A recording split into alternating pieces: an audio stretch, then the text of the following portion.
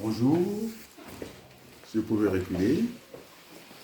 Et donc, je me présente, je suis M. Adrien Wabanoukou, enseignant en logistique, formateur en logistique. Et donc, j'ai la mission ici d'installation du magasin pédagogique. Si vous pouvez venir de ce côté-là, vous montrer qu'on est dans le magasin pédagogique. Et donc, nous sommes ici au niveau de la réception. Donc, c'est une aire qui sert de passage pour les produits. On appelle ça une zone tampon. Donc, ce n'est pas la destination finale des marchandises. Et une fois le déchargement, les produits ou les articles doivent suivre leur destination finale. Et donc, il y a une obligation du référentiel, c'est de disposer de 5 allées. Et donc, j'avais demandé à la nation que je puisse disposer d'un grand espace. Bon, c'est toujours un souci d'avoir un centre de formation, les fameux 100 mètres carrés, mais en tout cas, il y a l'obligation d'avoir 5 allées. Si vous pouvez venir de ce côté-là. Et donc, j'ai préféré, au niveau de l'implantation du magasin, de travailler en allée complète. Je n'ai pas voulu faire la demi-allée, d'aller et puis revenir sur ses pas.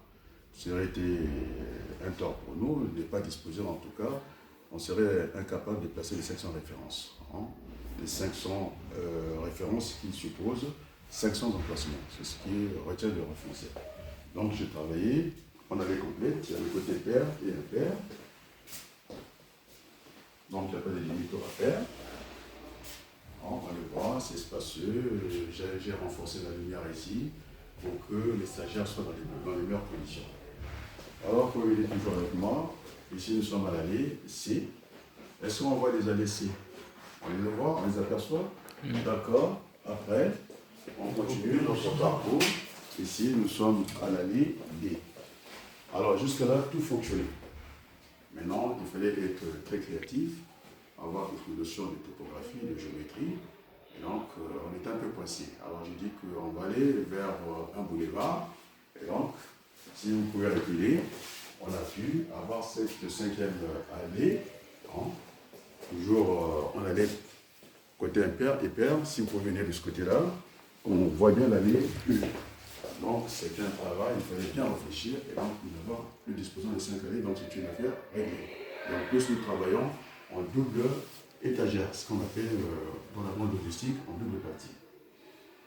Alors, pour avancer, donc c'est un magasin qui fonctionne, je préfère qu'il n'y ait pas de croisement de flux. C'est un magasin en I, donc il n'y aura pas le moindre croisement de flux. Et sortir de l'autre côté ici, l'expédition. Donc, jusqu'à maintenant, c'est la caverne d'Alibaba. Et donc, l'autre étape que j'ai indiqué, maintenant, il faut faire l'adressage du magasin, compléter le référencement pour dégager un peu tout ça, pour les mettre à leur place. Donc, en logique, chaque chose a une place, chaque chose doit être à sa place. Et donc, quel était le souci au niveau des produits, des articles? Nous travaillons avec des articles qui poussent même les stagiaires l'envie de travailler, sauf qu'il n'y a pas le contenu à l'intérieur. En tout cas, ce sont des articles qui vous attirent, avec le code des barres et tout. Donc, c'est sur du matériel recyclé. Donc, il y aura le côté des produits de grande nécessité, non, de grande consommation, de première nécessité, j'allais dire, ce qu'on appelle les produits courants. Donc, nous aurons en tout cas tous les rayons nécessaires. Comme ça, au niveau de l'inventaire, quand on va faire, ils seront déjà classés par famille.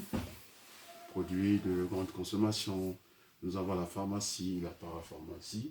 D'ailleurs, en sous-famille, ça sera plus simple pour nous, pour procéder de temps en temps aux inventaires, ce qu'on appelle un inventaire au tournant, avec un souci de chiffre d'affaires, pour ne pas fermer le magasin. Donc, à peu près, voilà le tour de notre magasin pédagogique. Il est assez spacieux. Et sans pas quelqu'un regarde,